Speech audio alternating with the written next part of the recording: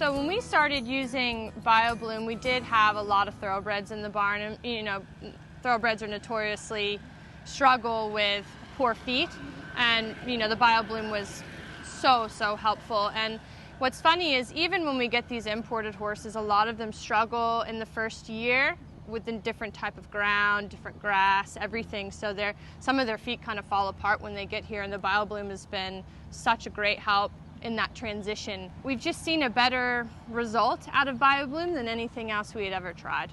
Yeah, and I think too, they just all have a really nice sheen to them. Their coats all look amazing. When we go to shows, we often will get comments on how all of our horses' coats look so good.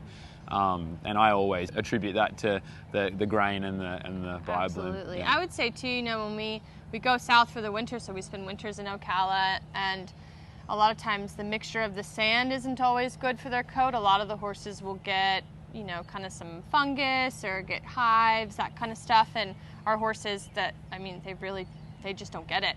And their coats grow back in beautifully from their winter coat to summer coat, and we never have issues with that at all. Yeah.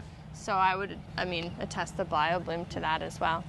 Our head girl, Emily Lehman, has an off-the-track thoroughbred named Parker, and really struggled with the quality of his hoof, and being on the BioBloom has really changed. Just over the course of the last couple of years, the farrier is having to do less and is able to just kind of shoe him more normally now, whereas before it was kind of trying to keep the shoes on and making sure he could get good nails in. I really think the BioBloom was pretty apparent how much change that did over a pretty short amount of time.